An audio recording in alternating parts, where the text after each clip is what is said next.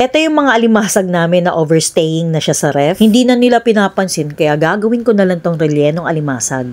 Okay, maliliit to kaya pagtiyagaan ko na lang siyang himayin. Sayang naman, di ba? Uy, medyo mataba. May alige. Ang ginagawa ko dyan, lilinisin ko lang to. Pero isasama ko yung alige, sayang eh. Tatanggalin natin tong chismis na to. Yan. Sayang kasi pag hindi isama yung alige, di ba? Dito na tayo susubukan ang tiyaga ko dito. Alam mo naman ang mga bata, di ba?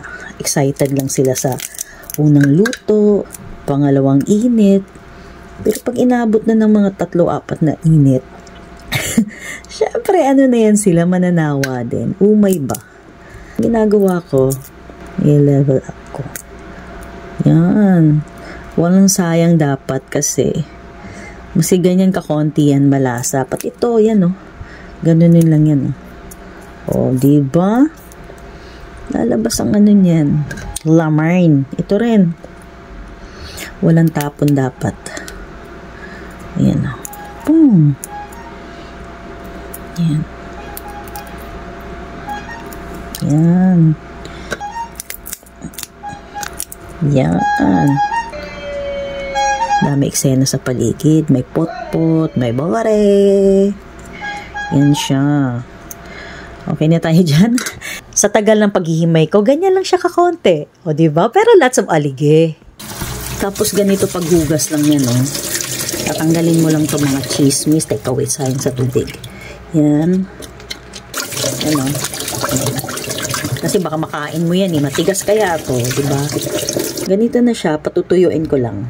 Nag-mince lang ako dito ng carrots, patatas, bell pepper, sibuyas, at bawang. Naghiwa na rin ako dito ng onion chive tsaka kinchay. Para pagbukas mo ng relleno, meron ka namang makitang green, di ba? Hindi naman pwede yung lumot, char.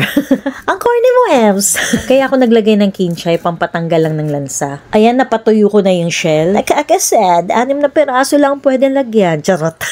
Konti lang, di ba? Padadamihin ko yan. May magic dyan.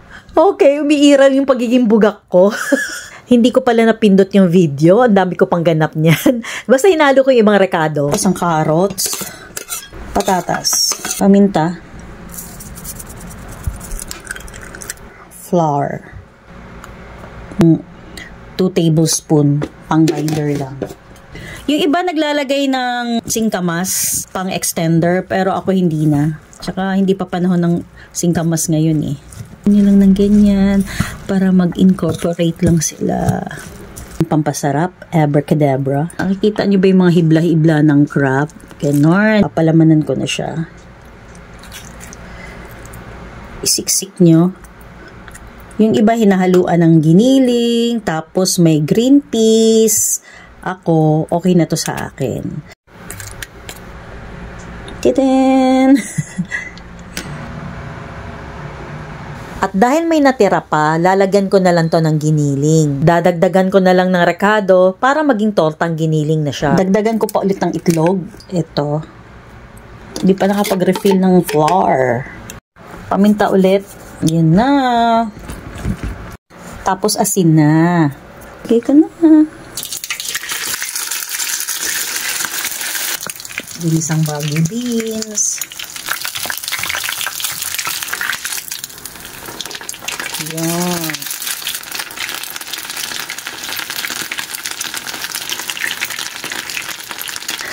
I always feel like somebody's watching me.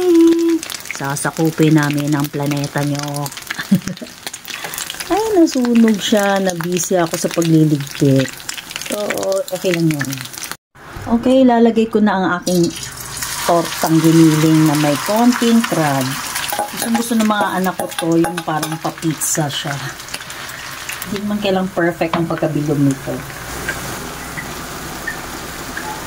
Okay, luto na siya! Dapat pag hiniwa to, malamig na. Para mag-set pa yung niya, yung pagka-bind niya. Kaso, sobrang gutom na ako. Hiwain ko na siya maski mainit.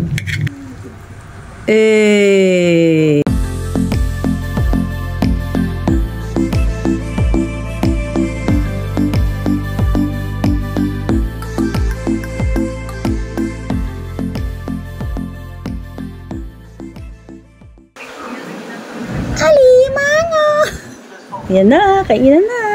First time niyo makakain yan. Ano? Ano?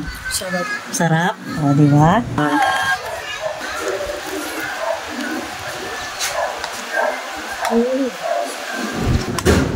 Kain!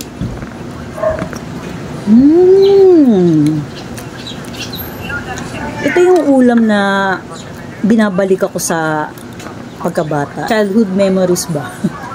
Pag ganito yung niluluto ng mama ko, sobrang saya ko niya. Kasi malasa yung crab, kaya masarap siya. Gustuin ko mang magluto lagi ng ganito, kasi matrabaho eh. Kung gusto mo kumain ng masarap, kailangan mo ng tiyaga, pasensya. Siyempre, kailangan mo rin ng pera pang pabili. Kasi mahal ang ano, diba, crab. Ito naman, tikman ko itong ano, totang giniling na may konting crab. Diba talaga pag may ano? Sarap siya. Sarap!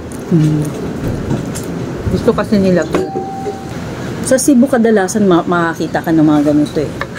Sa Manila, bihira lang. Yung iba may daya nga eh. Nilalagyan nila ng daman ng isda. Sa sobrang mahal ng mga bilihin ngayon, hindi talaga ako nagsasayang ng mga pagkain. Hanggat maaari, kung kaya pang remedyohan o gawin mo ng paraan, gawin ko na.